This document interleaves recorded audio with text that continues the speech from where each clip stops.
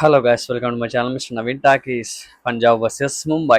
ఈ మ్యాచ్ పంజాబ్కి చాలా ఇంపార్టెంట్, ముంబైకి అయితే అసలు ఇంపార్టెంటే కాదు. వాళ్ళతో పాటు పోతా పోతా ఇంకొకరిని తీసుకోవాలా తోడనే ఆశ తప్ప నాకు తెలిసి ముంబై వాళ్ళు ప్రెస్టేజ్ కోసమనే గెలవాలి అంతే, అంతకంటే ఇంకేం లేదు. ఎందుకంటే ఆల్రెడీ దే ఆర్ ఎలిమినేటెడ్ ఈ సీజన్లో. వాళ్ళ టైం అయిపోయింది, వాళ్ళు ఎలిమినేట్ అయిపోయారు. కాబట్టి ఇప్పుడు ఆడే ప్రతి గేమ్ కూడా వాళ్ళు ఎవరితో ఆడతారో వాళ్ళు పాయింట్స్ టేబుల్లో టాప్లో ఉంటే కనుక, పాయింట్స్ టేబుల్ రేస్లో ఉంటే కనుక ఖచ్చితంగా వాళ్ళు గెలవాలని ఆడితే వాళ్ళతో ఆబ్వియస్లీ ప్రతి ఒక్కరు గెలవాలని ఆడతారు. సో వాళ్ళు ఆడి వాళ్ళతో గెలిస్తే ఆ ఆడిన వాళ్ళకి ఆ టేబుల్లోకి వెళ్ళాలి అని ఆశ ఉండే వాళ్ళకు, ఆ హోప్ ఉండే వాళ్ళకు స్టిల్ వాళ్ళకైతే బొక్కబడుద్ది అంతే, అంతకంటే ఇంకేం లేదు. సో అలానే నేను పంజాబ్ కూడా పెద్ద రాడ్ వేసేసింది ముంబై అనమాట. సో ఇక్కడ ప్రాబ్లం ఏంటంటే పంజాబ్ వాళ్ళు బౌలింగ్ 200 స్కోర్ కొట్టి డిఫెండ్ చేసుకోలేకపోయారు ఆ పిచ్లో డిఫెండ్ చేసుకోవడానికి అవకాశం కూడా బాగుంది. లాస్ట్ 3 ఓవర్లకి 52 రన్స్ కొట్టాల్సింటే ఒక బాల్ మిగిలిచ్చేసే కొట్టేశారు. Tilak Varma super performance, 75 runs కొట్టాడు. అరౌండ్ 33 బాల్స్ అనుకుంటా, చాలా తక్కువ బాల్స్లో ఆడాడు. మంచి ఇన్నింగ్స్ ఆడాడు. సూపర్ అని చెప్పాలి, సింపుల్ సూపర్. ఈ మ్యాచ్ నిలబడింది, ఈ మ్యాచ్కి కొంచెం అట్రాక్షన్ అయింది అంటే తిలక్ వర్మ బ్యాటింగే. మిగతా వాళ్ళందరి బ్యాటింగ్ కూడా పేలవంగా అనిపించింది. ఒక అజ్మతుల్లా, ఉమర్జాయ్ పంజాబ్కి యాడెడ్ ప్లస్ అనమాట. కొత్తగా అంటే ఈ సీజన్ మొత్తం ఆడలేదు, ఇప్పుడే జాయిన్ అయ్యాడు. ఫస్ట్ మ్యాచ్ ఆడాడు, మంచి బౌలింగ్ వేశాడు, మంచిగా బ్యాటింగ్ ఆడాడు. క్యామియోస్ రెండు మంచిగా ఆడాడు, ఇంపాక్ట్ఫుల్ పర్ఫార్మెన్స్ రెండు ఉమర్జాయ్ నుంచి. కానీ ప్రాబ్లం ఏంది? Bowling defend చేసుకోలేకపోయారు.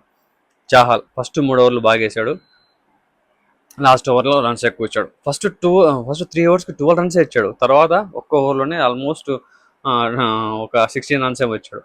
అలాగే ఒకటి నుంచి ఒకరు అనమాట. హర్షదీప్ సింగ్ ఫస్ట్ ఓవర్లో బాగా వేసాడు, వికెట్లు వేసాడు. తర్వాత లాస్ట్లో వస్తే వికెట్లు తీయలేదు. ఒకటే ఓవర్లోనే రన్స్ ఫ్లో అయిపోయాయి అనమాట. 18 రన్స్ అట్లా వచ్చాయి, 22 రన్స్ ఒక ఓవర్ వచ్చాయి.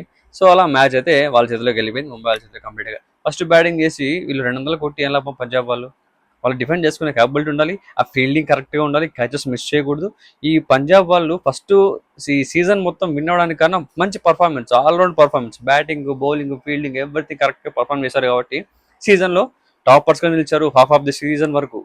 అంటే 6 మ్యాచెస్ గెలిచారు, ఒక మ్యాచ్ డ్రా అయిపోయింది 7 మ్యాచ్లలో. తర్వాత మ్యాచ్లు కంప్లీట్గా కొలాప్స్ అయిపోయారు. బ్యాటింగ్లో ఆడితే బౌలింగ్ వేరు, బ్యాటింగ్ స్కోర్ బాగా చేస్తే బౌలింగ్ పర్ఫార్మెన్స్ చేయట్లేదు.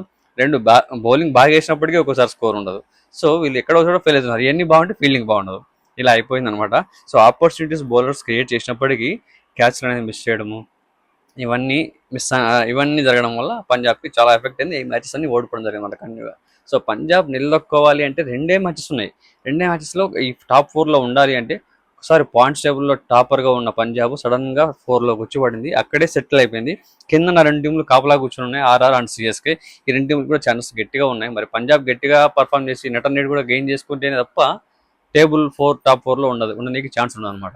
సో ఈ పంజాబ్ శ్రేయాస్ అయ్యర్ కెప్టెన్సీలో బాగా రన్ అవుతుంది, బాగా టోప్ లెవెల్లో పర్ఫామ్ చేస్తున్నాం అనుకుంటే, ఫస్ట్ ఓపెనింగ్ చేసిన ప్రియాంశ్ ఆర్య అండ్ ప్రభ్ సింగ్. ప్రియాంశ్ ఆర్య తొందరగా అవుట్ అయిపోయాడు. తర్వాత ప్రభ్ సింగ్ క్యాచ్ వచ్చింది, ఆఫర్ క్యాచ్ ఇచ్చాడు, వదిలేశారు. సో ప్రభ్ సింగ్ మళ్ళీ ఒక ఆప్షన్స్ చేసుకున్నాడు.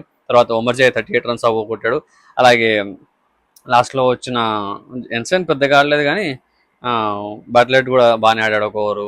లాస్ట్ ఓవర్లలో వాళ్ళిద్దరు, బాట్లెట్ ఇంకొక అతను పేరున్నాడు యంగ్స్టర్ కొత్తను, అతను కూడా బాగా ఆడాడు. సో ఇద్దరు ఇంపాక్ట్ ప్లేయర్ వచ్చి ఇంపాక్ట్ అనేది క్రియేట్ చేశారు. కానీ బ్యాటింగ్ పరంగా బాగున్నప్పటికీ బౌలింగ్ సెట్ అవ్వలేదు. లాస్ట్ ఓవర్స్లో ఈజీగా డిఫెండ్ చేసుకుని ఉండొచ్చు. ఫస్ట్ అంతా బాగానే వేశారు, పర్లా. లాస్ట్ డిఫెండ్ చేసుకోవడానికి అవకాశం లేకుండా వాళ్ళు కొడుతున్నారు, వీళ్ళు భయపడి బాల్స్ అని ఎట్లా పడితే అట్లా బ్యాటింగ్ తగినట్టుగా వేస్తారు. సో పంజాబ్ ఓడిపోవడానికి కారణం అనమాట.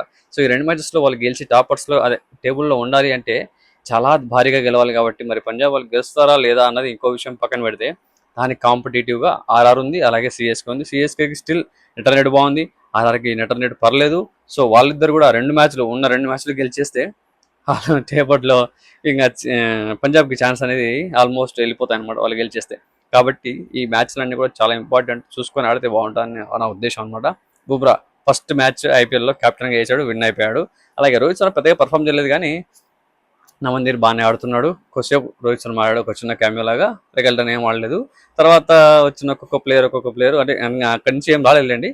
నవనదీప్ తర్వాత తిలక్ వర్మ వచ్చాడు. తిలక్ వర్మ తర్వాత రుతర్ఫర్డ్ ఎక్కువసేపు లేడు, కొద్దిసేపు బాల్ టు బాల్ ఆడి అవుట్ అయిపోయాడు అనమాట. తర్వాత వచ్చిన Will Jacks and Tilak Varma కలిసి మ్యాచ్ ఫినిష్ చేశారు ఇద్దరు కాంబినేషన్లో.